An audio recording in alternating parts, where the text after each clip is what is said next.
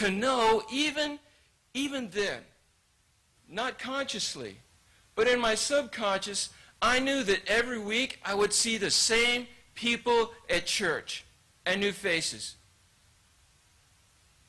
The same ones. That's important. That gives a boy a sense of security. You know, nothing's changing. Not that change isn't good. It's just that to know that the same thing is going to be there.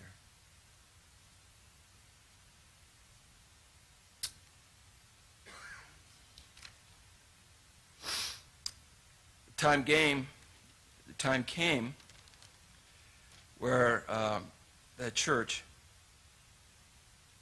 had to expand and build a new building. And the way that church was made was the old building was here, which was on a corner, and they had a whole city block of property. And then they were building adjacent to it the new sanctuary, right? So they were going to do, to make the buildings match and make it all look, you know, like it should, they were doing a new fascia on the old building. They were doing the same kind of brickwork on the old building as they were building with the new building. And again, day after day, men like Don Popenoff, John McKay, Gene McSherry, and many others were setting bricks and mortar.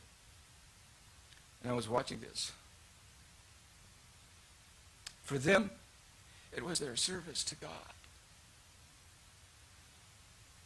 And it was their commitment to the church body.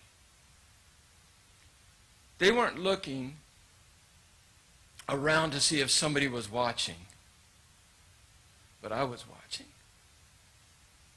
They weren't looking for accolades and attaboys.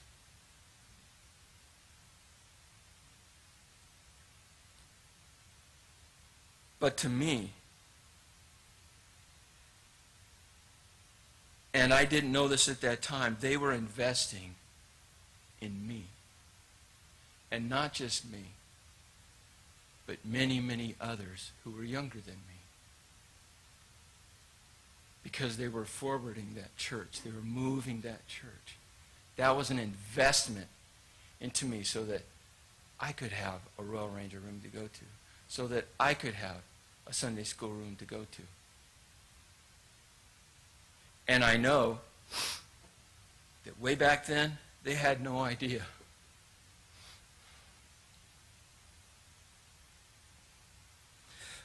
How important those memories would be to me. And that I would get an opportunity to stand here and talk to you about them.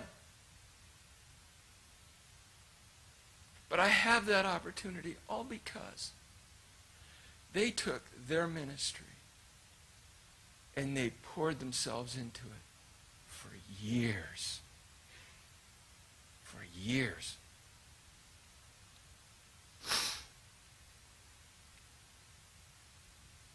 Started with a handful of men committed just to a single purpose, day after day and week after week. And that building got done. It was a nice church building. Now they have a bigger one, and it's way nice.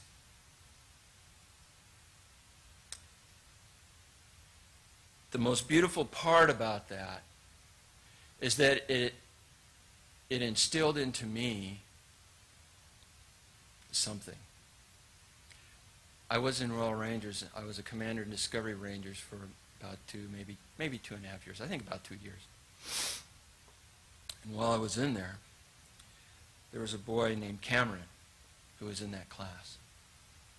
And, you know, it was just my habit. I always tried to make the boys feel comfortable. But Cameron came from a split home, so he spent time between his mom and his dad. And so, you know, when he was gone a week, I would always make sure that I went to him and just say, "Hey, Cameron, it's good to have you back. Glad you're here," you know, and just, you know, try to befriend him and such. Well, a number of weeks ago, when we did the head shaving thing back here, the day before, Cameron had been begging his mom and dad to let him grow his hair. And so his mom and dad finally consented to let him grow his hair. But Cameron was here on that Sunday. And his hair was, I don't know, it's probably down to about here. And Cameron shaved his head.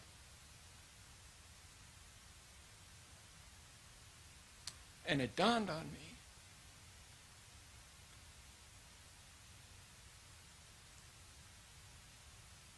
that what those men who invested into me and who modeled to me week after week, month after month, year after year, what they modeled to me and how it affected me, I was able to pass on to Cameron. Somehow, I didn't try to do it on purpose, but I passed that on to him.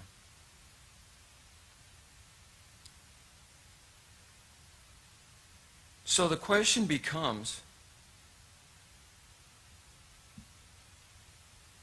as a group of men, whether you go to this church or not, doesn't make any difference. What are you passing on?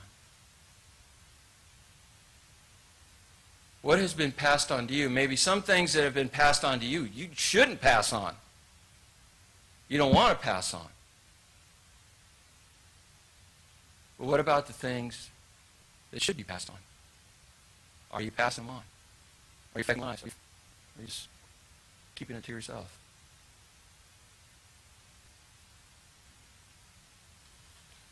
That's a challenge, guys. There's a lot of needs.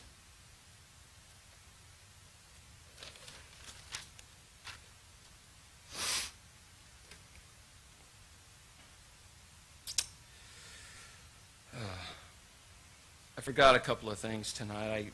I ran out of the house. I wanted to bring a picture and a couple of other things. This is the point where I start getting personal and going to kind of open up a little door of Brion's life for the last 6 months here. One evening, I got out of the shower. I was getting all dried off, and I was, just happened to be standing in front of the mirror, and I was just kind of observing what I saw with the bumps and the red skin color.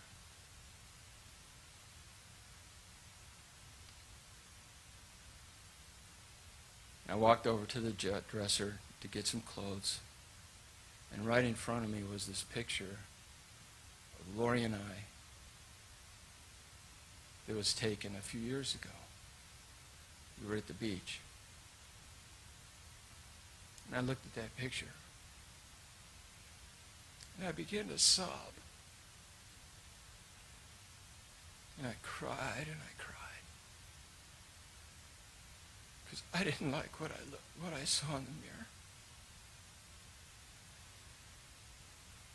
I didn't want those bumps there. I wanted to look like that guy in the picture.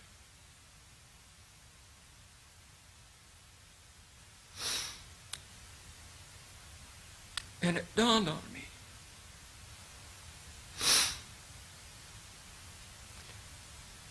How vain I was.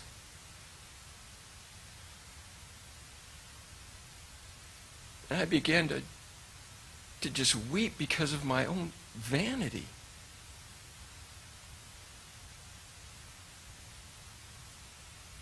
Who am I to say to the potter how to make this clay shell?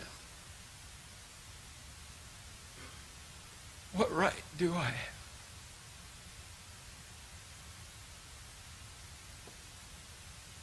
He has fashioned me this way for this time. And I was so ashamed. I asked the Lord, God, please forgive me for being so vain and for worrying so much about what I look